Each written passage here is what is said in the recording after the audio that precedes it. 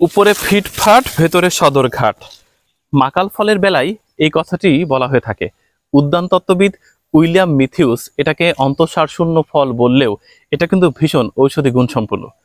কুষ্ঠরোগীদের জন্য, কোষ্ঠকাঠিন্য যারা ভুগছেন, এমনকি যারা হাঁপানিতে ভুগছেন তাদের জন্য এটা মহা ঔষধ।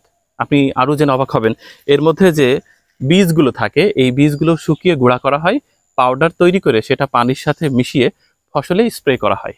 তাতে করে কি হয়, ক্ষতিকর পোকামাকড় ফসল থেকে দূরে কোথাও চলে যায়। এটার আদি নাম হচ্ছে মহাকাল। মহাকাল থেকে মূলত মাকাল শব্দের উৎপত্তি হয়েছে। এর ইংরেজি নাম হচ্ছে রেড বল স্নেক গার্ড। আরও কয়েকটা নাম আছে।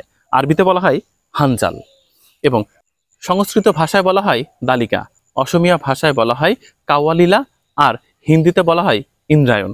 দেখেন, এই মাকাল ফল নিয়ে আমাদের বৃহত্তর ময়মনসিংহ অঞ্চলে একটা উপকথা প্রচলিত আছে।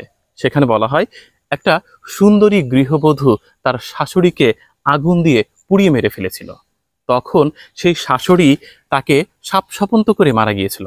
মারা যাওয়ার আগে বলেছিল, তোমার রূপ সুন্দর, কিন্তু তুমি যে ভেতরে ভেতরে এতটা কুৎসিত এটা আমি জানতাম না। তাই তোমাকে অভিশাপ দিলাম, সারা জীবন তোমাকে মানুষ মাকাল ফল বলে ডাকবে। তারপর সেখান থেকে মূলত এই মাকাল ফলের উৎপত্তি। কারণ পুত্রবধূ ছিল সুন্দর বাইরে, ভেতরে ছিল ভীষণ কুৎসিত, অর্থাৎ খুনি স্বভাবের। দেখেন, এটা সে মাকাল ফল। আমাদের বিশ্বকবি রবীন্দ্রনাথ ঠাকুরের একজন ছাত্র ছিল, তার নাম ছিল শ্রীযুক্ত রাখাল। সে ভীষণ অলস ছিল, পড়ালেখা করতে চাইতো না।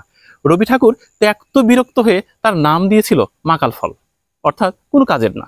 শেষমেশ তো তিনি একটি কবিতা লিখেই ফেললেন, নাম দিলেন মাকাল। সেখানে এরকম বলা ছিল, গৌরবর্ণ নধর দেহ, নাম শ্রীযুক্ত রাখাল, জন্ম তাহার হয়েছিল সেই যে বছর আকাল। এই সেই মাকাল।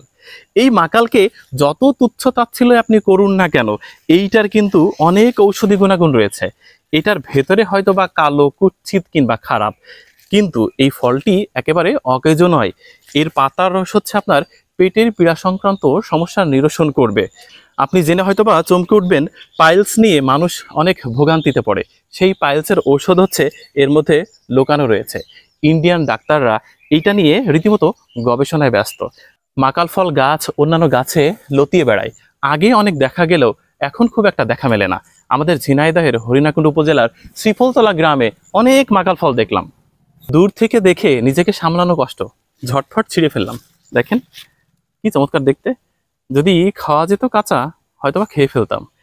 এটার শেকড় ঔষধি গুণ সম্পন্ন, এর লতাটা ঔষধি গুণ সম্পন্ন, পাতাটা ঔষধি গুণ সম্পন্ন, ফল, ফলের বীজ সবই ঔষধি গুণ সম্পন্ন। তাই মাকাল ফল কাঁচা হয়তোবা অ্যাভেলেবেল খাওয়া যায় না বলেই এটাকে অন্তঃসারশূন্য বলা হলেও মূলত ঔষধি গুণে পরিপূর্ণ হচ্ছে মাকাল ফল। এই সেই মাকাল ফল কাঁচা অবস্থায় দেখেন অনেকটা আনারকলি ফলের মতো, আর পেকে গেলে কি চিত্তাকর্ষক রং। ভীষণ ভালো লাগছে মাকাল ফল দেখে। অনেকদিন পর মাকাল ফল দেখলাম।